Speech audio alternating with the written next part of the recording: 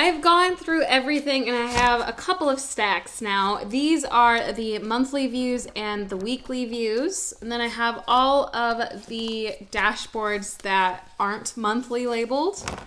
Then I have all of the monthly dashboards together and all of the rose gold ones together. So now I think I'm gonna take October through like January and put those in. Let's do 6 months, so up until March. So I'm gonna use these. Then I'm gonna go through and pull out all of the monthly views from this stack of inserts. So October goes first, and then I have the monthly view that I'm gonna use for October. And then so on and so forth. So this front section is going to be all monthly views. So some of the week of sheets have this draw here section at the back of them because this was the last sheet in like that monthly pack. So I'm just going through and sorting those all out. So I only have the week of sections with the front and the back. Then I'm just going to put a decent amount of them. I'm not entirely sure how many, just a good chunk right after that section. And I think I'll probably put a divider in too. But these are what I'm going to use for like weekly to-do lists, weekly overviews. Let's go back to the front and set this section up because I don't want the October tab to be the first thing you see. So I'm going to add in the hello and year in advance little section. And then go through these gold foil ones and pick one that I really like. I love this hello one. You guys know I'm partial to oh hello related things. So I'm gonna put that down.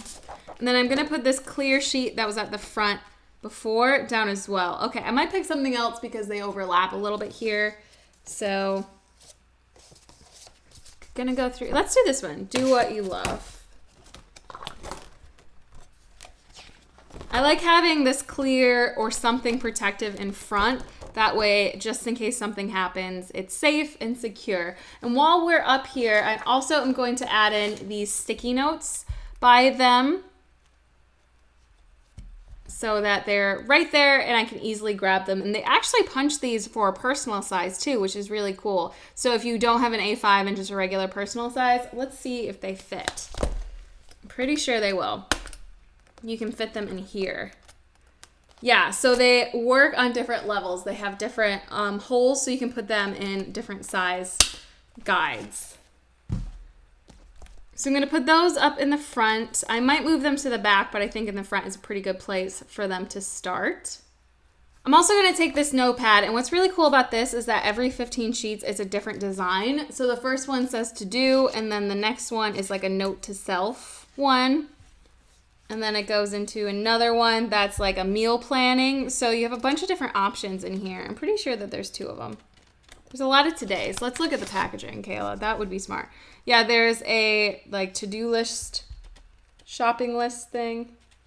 So I'm gonna take a group of these, not the whole thing, just a decent chunk of them and rip it off the pad and put those up in front too. So when I'm out and about or something, I can easily just reach for one of these to-do lists and rip it off. I think I will move the sticky notes to the back. They're just getting in the way up there. So to-do list in the front.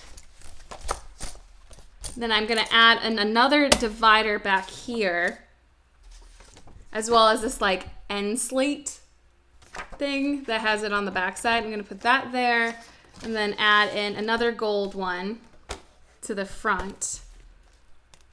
Put in the sticky notes. That way they're separated off, so if anything happens, I don't know what would, they aren't touching the front section. Now I'm gonna add in a couple little details to make things go smoother. I have this magnetic bookmark that I'm going to put together the monthly view with the tab for it so they hold together so it's easy to flip.